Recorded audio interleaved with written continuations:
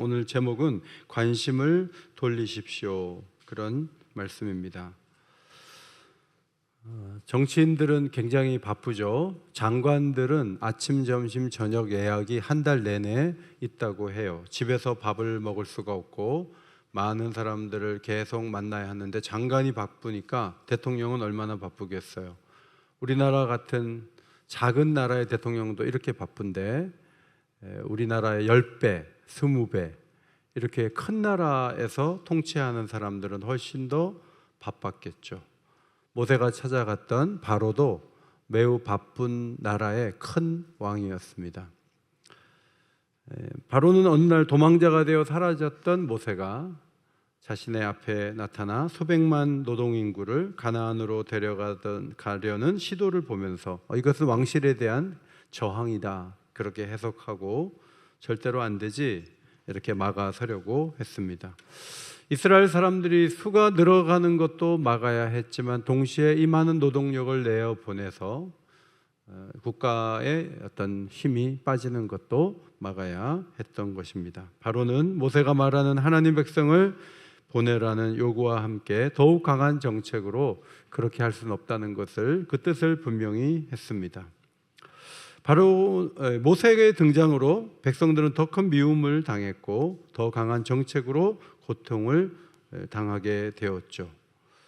기록하는 일을 맡았던 이스라엘 리더들은 집도 주지 않으면서 동일한 벽돌을 납품하라는 바로의 요구를 맞추지 못해 전전긍긍하게 되었습니다. 그때 모세가 자신을 보냈던 하나님께 여쭈었던 말씀이 출애굽기 5장 22절 23절입니다. 모세가 여호와께 돌아와서 아뢰되 주여 어찌하여 이 백성이 학대를 당하게 하셨나이까? 어찌하여 나를 보내셨나이까? 내가 바로에게 들어가서 주의 이름으로 말한 후로부터 그가 이 백성을 더 학대하며 주께서도 주의 백성을 구원하지 아니하시나이다. 섭섭한 마음을 아뢰었어요. 자기를 보낼 때는 하나님이 막 도와줄 줄 알았는데 바로에게 가서 얘기하는데 바로가 시큰둥하고 오히려 더 강한 정책을 집행하는데 하나님이 뒷짐지고 계시는 거예요. 사람을 보냈으면 도와줘야지 아무 일도 안 도와주시면 어떻게 하라는 거야? 하나님이 왜 이렇게 하셨지? 하고 속상했습니다. 사실 하나님이 뒷짐을 진 건 아니고 모세가 앞으로 수많은 거절과 어려움을 당해야 됐기 때문에 연단을 받도록 하기 위해서 하나님은 나서지 않으셨던 거죠. 그렇게 함으로 그가 거절에 능하고 견고한 리더가 되도록 하나님은 만들어 가기를 원하셨던 것입니다. 사람들은 마음이 상했고 모세가 전하는 비전에 대해 마음이 전혀 움직이지 않았어요. 모세가 나타나서 우리는 더 어려워졌어. 어제도 야근인데 오늘도 야근이야. 벽돌 숫자를 맞추지 못하면 매를 맞는데 어떻게 하지? 두 가지의 신경을 쓰느라 하나님의 비전은 전혀 눈앞에 보이지 않았습니다. 출애굽기 6장 8절입니다. 모세가 이와 같이 이스라엘 자손에게 전하나 그들의 마음의 상함과 가혹한 노역으로 말미암아 모세의 말을 듣지 아니하였더라. 하나님은 바로에게 가서 이스라엘 자손을 그 땅에서 내보내라고 모세에게 명하셨는데 모세가 말합니다. 이스라엘 자손도 내 말을 안 듣는데 바로가 듣겠습니까? 하나님은 모세와 아론에게 다시 바로에게 명령을 전하라고 해요. 하나님 모세에게 바로 앞에서 너는 신처럼 여김을 받을 거야 라고 약속하시면서 너의 형 아론이 대언자가 되어 도와줄 것이다. 하나님은 바로가 듣지 않겠지만 손을 뻗쳐 여러 큰 심판을 내려서 결국은 내 군대 내 백성 이스라엘 자손을 가나안 땅으로 인도하시겠다고 약속했는데 그때 모세의 나이가 80세고 아론의 나이는 83세였습니다. 하나님은 바로 앞에서 모세가 던진 지팡이가 뱀이 되게 하시죠.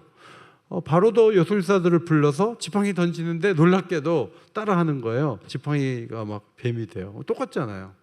그런데 아론이 던진 그 지팡이가 뱀이 돼갖고 요술사들이 던진 뱀을 막 잡아먹어요.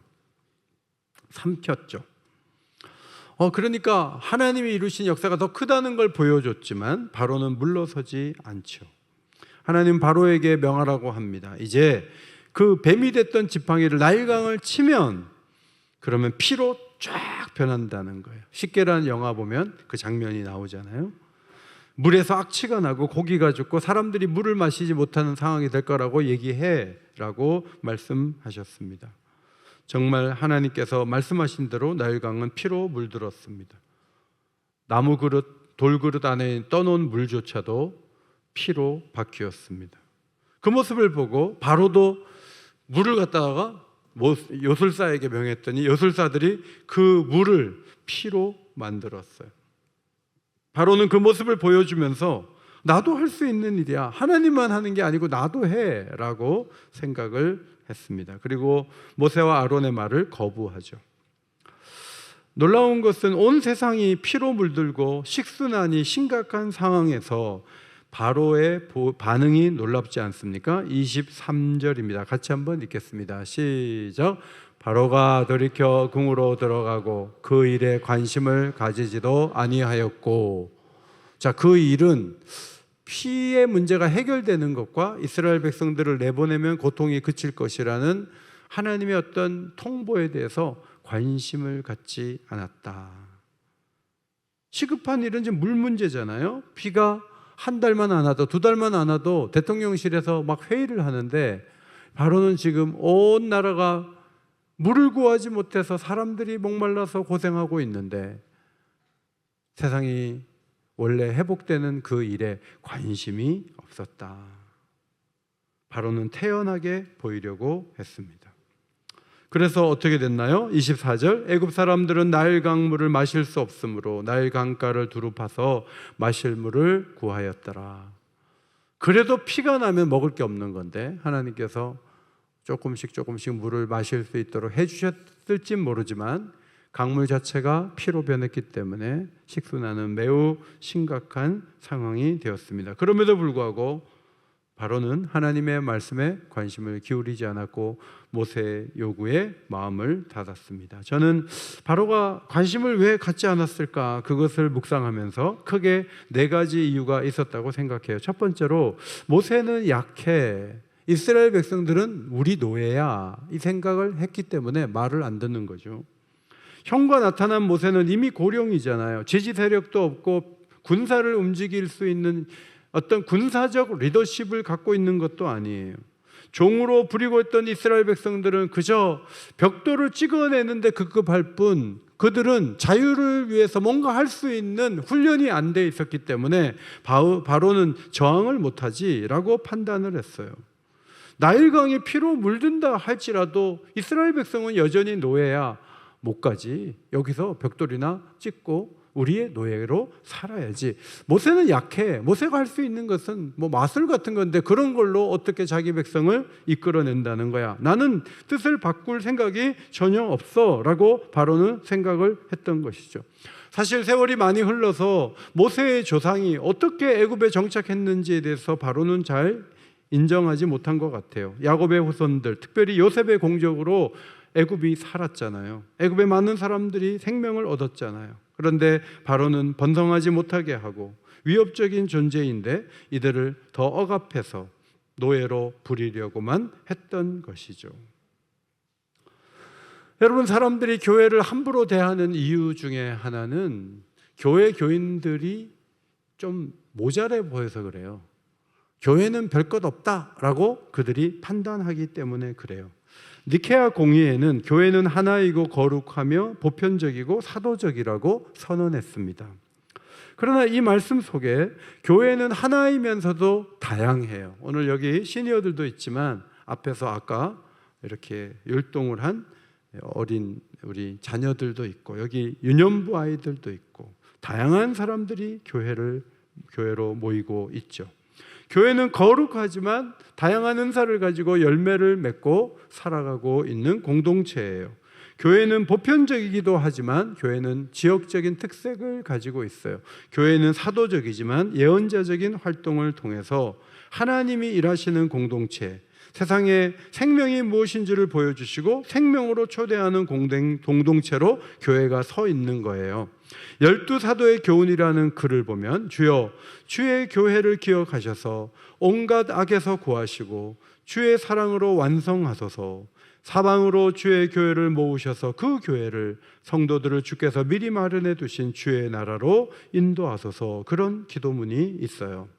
교회는 하나님의 백성이고 교회는 성령의 집이며 그리스도의 몸이에요.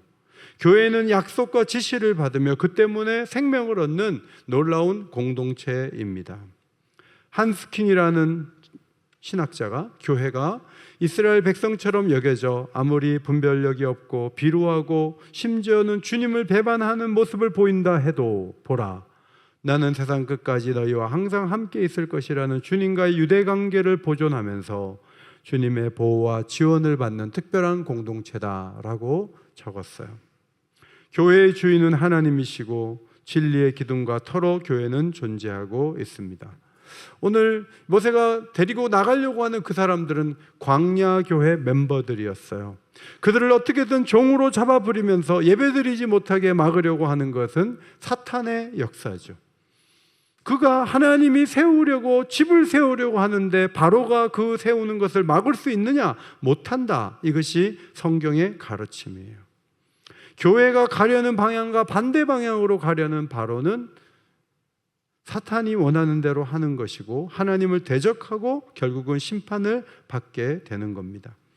교회 생활을 하면서 교회를 사랑하고 교회에 헌신하고 교회를 귀하게 여기고 교회에 협력하고 교회와 함께 움직이는 이들을 향한 하나님의 상급은 말할 수 없이 큰 것이죠. 바울은 모세가 시내산에서 율법을 받을 때 얼굴에 광채가 나서 수건을 덮은 사건을 거론하면서 복음 사역자들은 그 복음 사역자들의 영광이 모세와 비교할 수 없이 엄청나게 크다라고 적으면서 고린도후서 3장에서 이렇게 적었어요. 같이 한번 읽겠습니다. 시작. 하물며 영의 직분은 더욱 영광이 있지 아니하겠느냐? 정죄의 직분도 영광이 있은즉 의의 직분은 영광이 더욱 넘치리라. 정죄의 직분은 모세를 말하는 거예요. 모세가 율법을 받아도 얼굴에서 광채가 났다면 성령이 오시고 예수 그리스도의 재림을 준비하는 교회의 직분을 받아 하나님의 일을 감당하는 자들의 영광은 얼마나 크고 놀라운 것인가 하고 바울이 말한 것이죠. 바로에게는 하나님 백성 즉 교회에 대한 인식이 훼손되어 있어요. 교회를 얕보고 무시하면 심판을 받아요. 물이 피가 되는 상황에서도 바로는 외면을 하죠. 그러다가 하나님께 큰 심판을 받게 되었어요.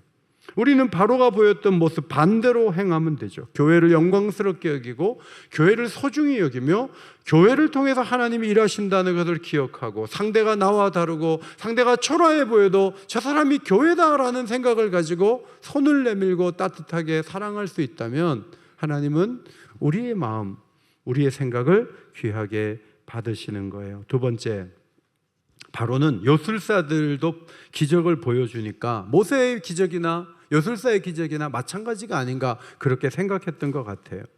비슷하게 보였겠죠. 하나님만 하시는 게 아니야, 나도 해 라고 생각했어요.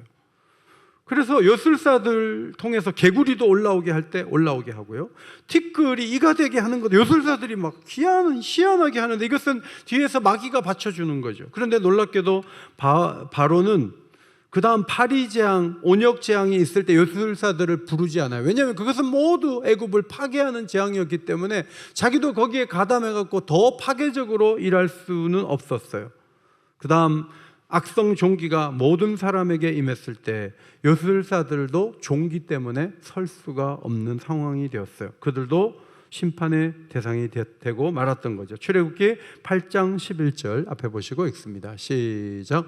요술사들도 악성 종기로 말미암아 모세 앞에 서지 못하니 악성 종기가 요술사들로부터 애굽 모든 사람에게 생겼습니다. 이제 따라하지도 못해요. 요술사들도 막 종기가 나갖고 발바닥에 종기가 나면 어떻게 서겠어요? 막 쑤시고 아프고 고약을 붙여도 안 되고 이 사람들이 이제 힘들게 된 거죠. 모세가 진행하던 재앙은 따라할 만한 것들이 아니에요. 그거는 누구나 할 수 있는 일도 아니에요. 바로는 이렇게 생각한 거예요. 살다 보면 식수 문제가 있을 수도 있지, 살다 보면 개구리가 올라올 수도 있지, 살다 보면 이가 물을 수도 있지라고 생각하면서 그것을 작은 일로 여기는 거예요. 그러나 그것은 하나님이 사인을 주신 거야. 야, 내 백성을 보내. 너희들이 안 보내면 너희는 초토화되는 거야. 너희는 괴로움을 당하는 거야. 내가 괴로움을 주는 이유는 내 백성을 보내라는 이유가 있는 거야 라고 계속 말씀하지만 거절하는 거죠. 여러분, 감기를 앓을 때 내가 왜 감기를 앓은가? 허리가 아플 때 내가 왜 허리가 아픈가? 내가 기도를 하지 않아서 그런 게 아닌가, 막 너무 영적으로 그렇게 가라고 성경이 가르치는 것은 아니에요. 그러나 예상치 못한 어려움 속에서 이 일이 하나님께 어떤 내게 자세 전환을 요구하고 순종을 요구하는 것은 아닌가 생각해 볼 필요는 있어요. 요술사들을 동원하지 않지만 그런 일은 누구나 있을 수 있고 나는 전혀 의미를 두지 않아. 사람이 살다 보면 어려울 수도 있는 거지 뭐. 자, 이게 바로의 생각인데 이건 철저히 틀렸어요.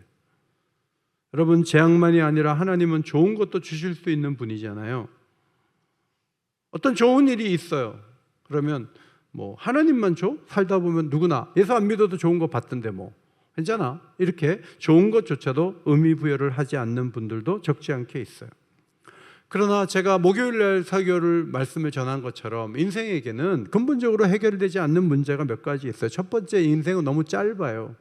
그리고 우리는 영적으로 너무 가난하고 피폐돼 있어요. 영적인 곤란함이 우리에게 있어요. 세 번째, 우리는 죄 앞에 무력해요. 근본적인 문제는 하나님이 오셔서 터치를 해주셔야 해결이 가능한 거예요. 우리의 허무함을 우리의 힘으로만 이겨낼 수 없는 거예요.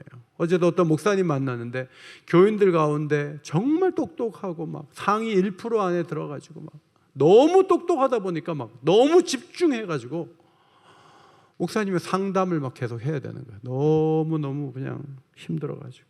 그래서 사람들은 막 좋은 데 갔다고 칭찬해주고 막 하는데 얘는 막 졸업이 힘든 거예요. 너무너무 힘든 상황에 들어가가지고 최고의 자리까지는 갔는데 막 불안하고 힘들고 어려워가지고 그냥 가만히 있지를 못하고 집에 신방을 가면 막 오맛 그냥 정리를 하나도 못해. 왜냐면 머리가 복잡하기 때문에 막 힘든 거예요. 사람들은 최고라고 여기는데 엄청난 스트레스와 어려움을 가지고 막 힘든 거예요.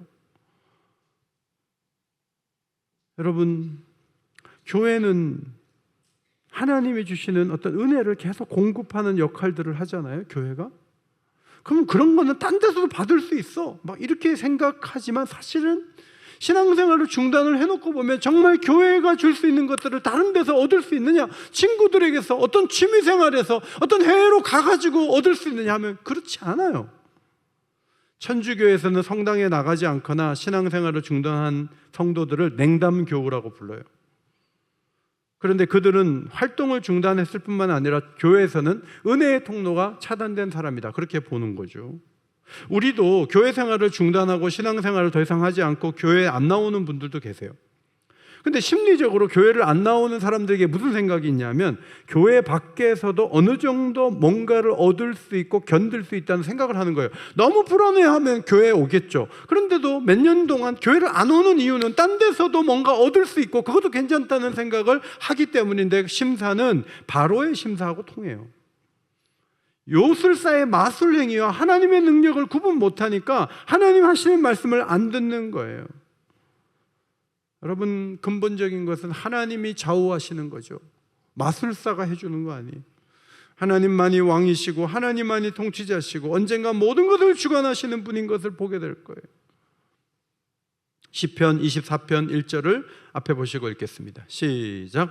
땅과 거기에 충만한 것과 세계와 그 가운데 사는 자들 다 여호와의 것이로다. 제 방에 난이 하나 있는데 이제 꽂힌 지가 오래됐는데 제가 그냥 입이 예뻐서 그냥 입을 계속 물 주고 했는데 봄이 되니까요 이렇게 가지가 나와서 이제 싹을 틔우면서 꽃이 피기 직전이에요.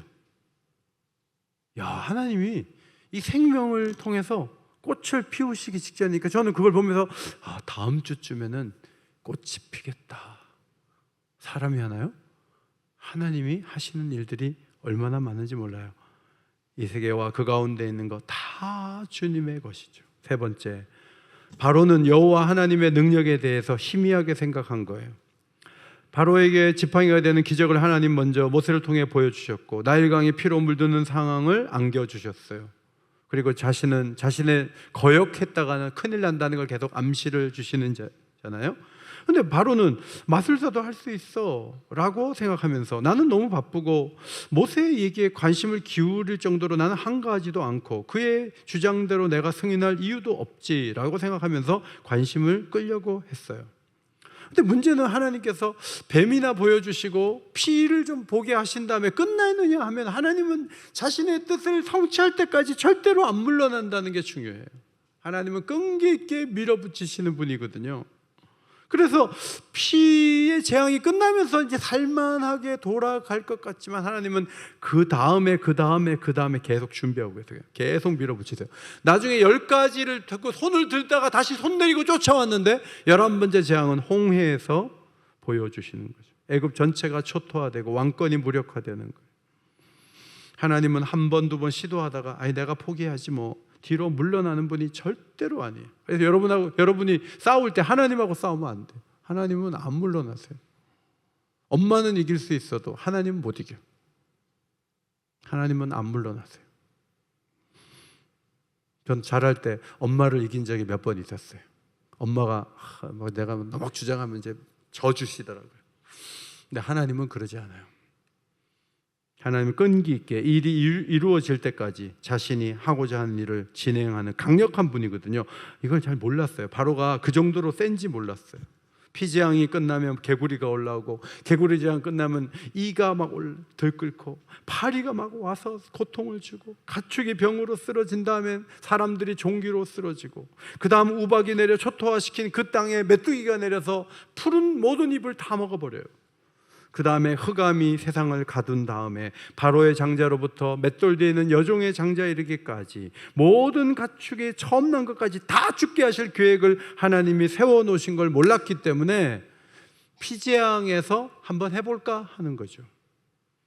잠언 21장 30절 말씀 앞에 보시고 같이 읽어요. 시작. 지혜로도 못하고 명철로도 못하고 모략으로도 여호와를 당하지 못하느니라. 여러분 하나님하고 한번 해봐요? 누가 인감 해봐요? 여러분 안 돼요. 그냥 빨리 하나님께는 그냥 제 뜻을 거두겠습니다. 하나님 구상대로, 하나님의 섭리대로, 하나님의 뜻대로 해야죠. 이게 맞는 거예요. 욥기서 42장 2절에 주께서는 못하실 일이 없사오며 무슨 계획이든지 못 이루실 일이 없는 줄 안다고 했어요. 폭풍 가운데 욥에게 나타나신 하나님께서 얼마나 힘드니 자식도 다 죽고 병도 들고 재산도 없어지고 미안하다, 마귀하고 얘기하다가 이렇게 돼버렸어 라고 사과하셔야 되는데 하나님은 전혀 그렇게 하지 않죠. 하나님은 땅에 기초를 놓고 바다와 광명을 만드신 분으로, 하늘의 궤도를 만들어 별을 움직이는 분으로, 번개를 보내시고 까마귀 새끼에게 먹이를 먹이시는 분으로, 암사슴이 새끼를 낳게 하시고 말에게 힘을 주시고 매와 독수리를 공중에 띄우시는 분이라고 자기를 설명해요. 많은 그 욥의 그 억울함과 고통은 하나님의 그 크신 능력과 그 크심 앞에 희미해지고 하나님이 하신다면 하는 분이라는 생각의 전환이 일어나요. 따라합시다. 하나님은 하신다면 하시는 분이십니다. 여러분 이게 욥의 어떤 그 설명할 수 없는 어려움을 해결하는데 굉장히 강한 메시지가 됐다는 것이 중요해요. 욥은 비천했지만 하나님은 크고 놀라운 분이셨어요. 욥은 많은 생각을 할 수 있었지만 하나님의 공의는 부인할 수 없었어요. 하나님의 오른손이 자신을 구원할 수 있다고 인정하게 되면서 자신은 깨달을 수도 없고 스스로 알 수도 없으며 헤아리기도 어려운 일이 있다는 사실을 고백하게 됐어요. 그 후에 하나님의 전능하신 사랑의 손에 의해 회복을 경험하게 되었죠. 아사왕 시대의 선지자 하나니가 찾아와서 왕에게 이렇게 말해요. 여호와의 눈은 온 땅을 두루 감찰하사 전심으로 자기에게 향하는 자들을 위하여 능력을 베푸신다. 그런 말을 해요. 아사 왕이 아람 왕을 의지하고 여호와를 의지하지 않는 모습을 보며 그렇게 하지 말라고 권고했어요. 사실 기도할 필요성도 못 느끼고 기도할 시간도 없고 기도를 안 해도 딱히 잘못되는 것 같지 않은 그 마음속에는 뭔가 계산이 서 있고 하나님 외에 다른 방법들이 여러 가지가 있기 때문에 크게 기도를 안 해도 괜찮다는 생각을 갖게 됐는데 아사가 그랬던 거예요. 하나님의 약속을 붙들고 기도할 때 우리의 마음에서부터 하나님은 은혜를 주시고 하나님은 우리를 새롭게 하시죠. 이사야서 41장 10절 말씀을 같이 읽겠습니다. 시작. 두려워하지 말라. 내가 너와 함께 함이라. 놀라지 말라. 나는 내 하나님이 됨이라. 내가 너를 굳세게 하리라. 참으로 너를 도와주리라. 참으로 나의 의로운 오른손으로 너를 붙들리라. 오늘 다니엘 청년부 수련회 하는데, 다니엘 청년부 나 이러다가 50대면 어떡하지? 걱정하지 마세요. 하나님께서 여러분을 지켜주실 거예요. 그리고 여러분이 상상하지 못한 정말 좋은 길로 걸어가게 해 주실 거예요. 그걸 신뢰하세요. 홍명원만 잘 되는 건 아니에요. 모두가 잘 될 수 있어요. 그러니까 하나님의 축복 가운데 온전히 거할 수 있다, 이런 믿음을 가지고 걸어가는 게 너무너무 중요해요. 금방 제가 말씀드린 이름은 신랑 이름이에요. 네 번째로, 백성들의 고통에 대해 난 모른다는 태도.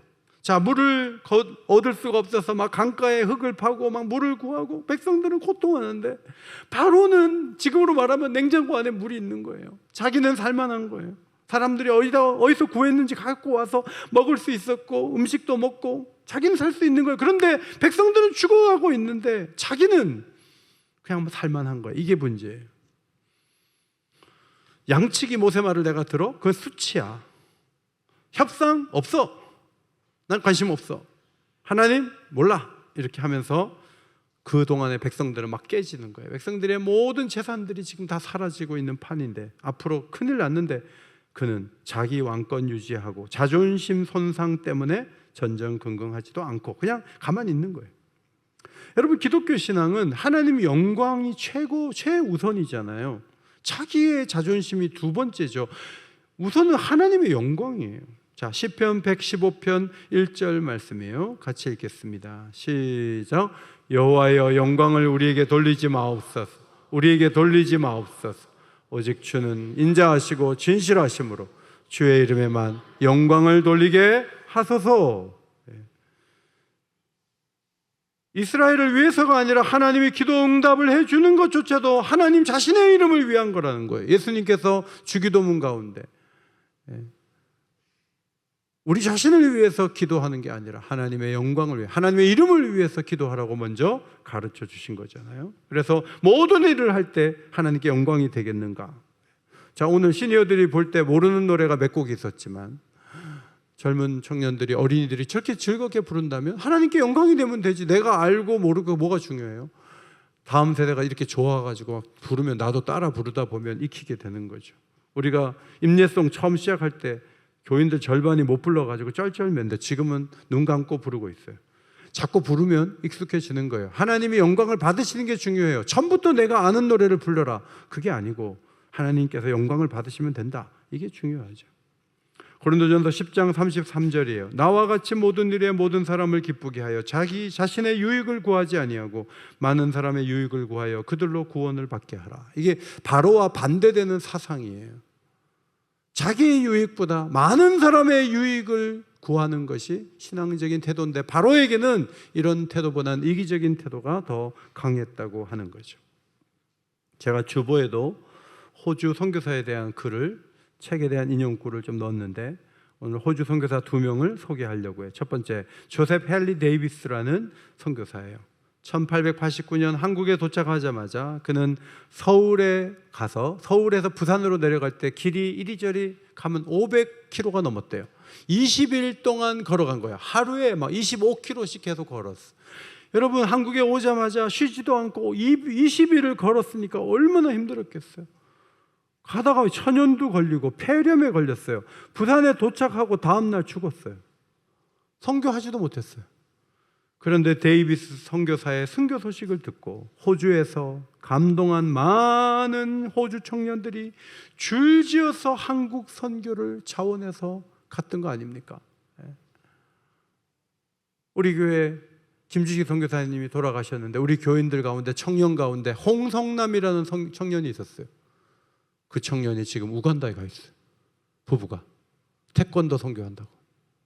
누군가 죽으면 누군가 그곳에 가서 내가 그 일을 대신한다, 그런 사람들이 나오는 거죠.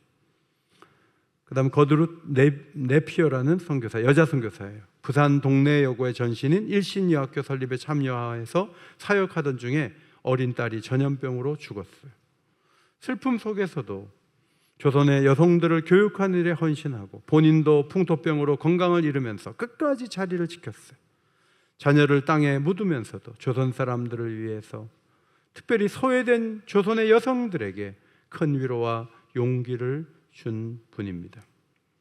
성경은 바로의 무관심을 보여주며 우리에게 무엇에 대해 관심을 갖느냐 오히려 반문하고 있어요. 진정한 건강한 관심을 갖기 위해 4가지의 메시지가 본문에 담겨 있어요. 첫 번째, 교회를 소중히 여겨야 돼요. 교회를 함부로 여기면 심판받아요. 교회는 소중한 공동체예요. 여러분 자신이 다 교회예요. 함부로 말하거나 함부로 교회를 폄하하면 반드시 심판을 받아요.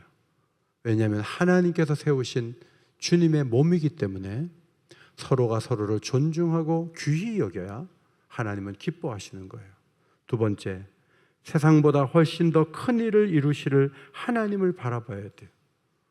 요술사가 하니까 우리도 할 수 있다 이러면 안 돼요. 하나님은 차원이 다른 일을 하시는 분이시고 하나님은 더 놀라운 일들을 이루시는 분이라는 걸 기억해야 돼요. 세 번째, 하나님의 능력을 신뢰하고 서둘러 협력하는 게 중요해요. 그분은 슬쩍 하다가 지나가는 분이 아니에요. 자기가 원하는 걸 끝까지 밀어붙이는 분이에요. 하나님하고 대결하는 사람들은 어리석은 사람들이에요. 하나님을 신뢰하고 그분의 능력을 의지하고 그분께 기도하고 그분의 도움을 받으며 살아가는 것이 최선의 삶이라는 것을 기억해야 돼요. 네 번째, 자기 유익보다 많은 이들의 유익을 구하며 행동하라는 거예요. 바로는 그렇게 하지 못했어요. 우리는 그렇게 해야 한다고 성경은 가르칩니다. 이 말씀을 기억하면서 주님 말씀하시면 내가 나아가리다, 이 찬양 같이 부르고 말씀